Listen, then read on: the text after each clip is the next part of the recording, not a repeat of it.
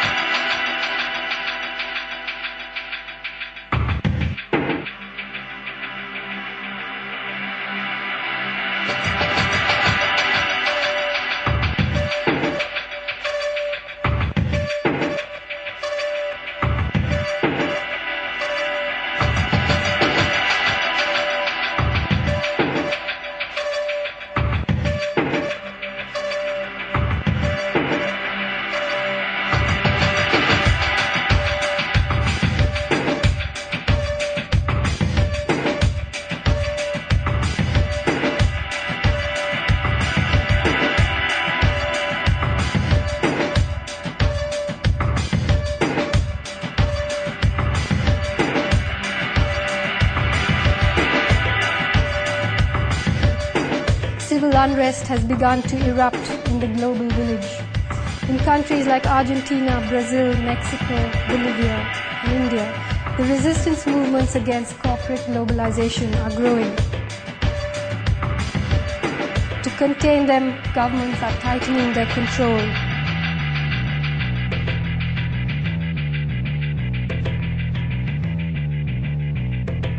Protesters are being labeled terrorists and then being dealt with as such.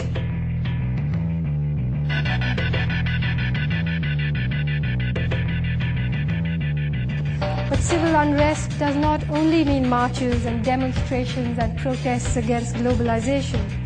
Unfortunately, it also means a desperate downward spiral into crime and chaos and all kinds of despair and disillusionment, which, as we know from history and from what we see unspooling before our eyes, gradually becomes a fertile breeding ground for terrible things. Cultural nationalism, religious bigotry, fascism, and of course, terrorism.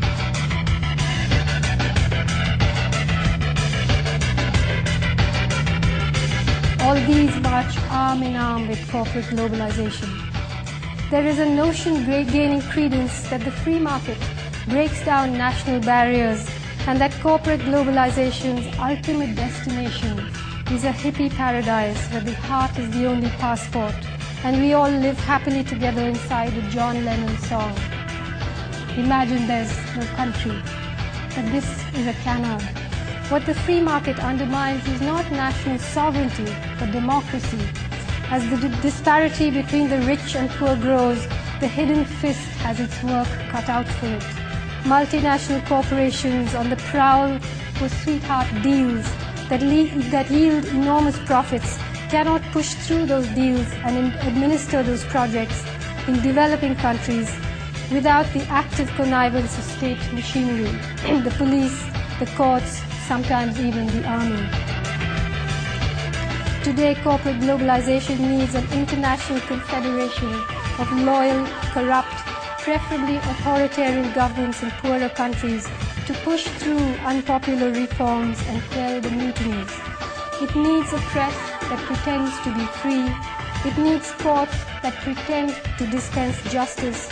It needs nuclear bombs, standing armies, sterner immigration laws, and watchful coastal patrols to make sure that it's only money, goods, patents, and services that are being globalized.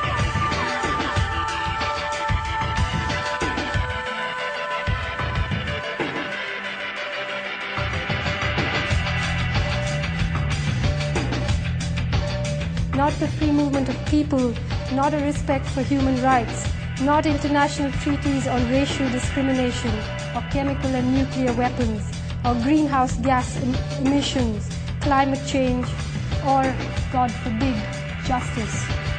It's as though even a gesture towards international accountability would wreck the whole enterprise.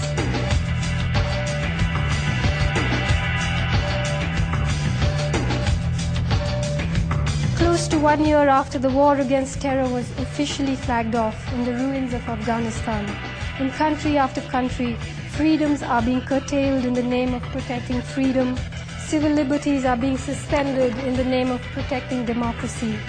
All kinds of dissent is being defined as terrorism. All kinds of laws are being passed to deal with it. Osama bin Laden seems to have vanished into thin air. Mullah Omar is supposed to have made his escape on a motorbike. They could have sent Tintin after him. The Taliban system of summary justice is surfacing in the unlikeliest of places, in India, in Pakistan, in Nigeria, in America, in all the Central Asian republics run by all manner of despots, and of course in Afghanistan under the US-backed Northern Alliance. Meanwhile, down at the mall there's a mid-season sale. Everything's discounted: oceans, rivers, oil, gene pools, fig wasps, flowers, childhoods, aluminium factories, phone companies, wisdom, wilderness, civil rights, ecosystems, air, all 4,600 million years of evolution. It's packed, sealed, tagged, valued, and available off the rack.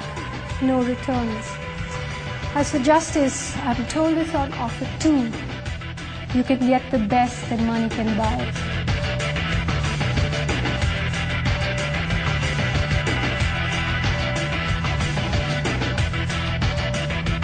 Donald Rumsfeld said that his mission in the war against terror was to persuade the world that Americans must be allowed to continue their way of life. When the maddened king stamps his foot, slaves tremble in their quarters. So standing here today, it's hard for me to say this, but the American way of life is simply not sustainable because it doesn't acknowledge that there is a world beyond America.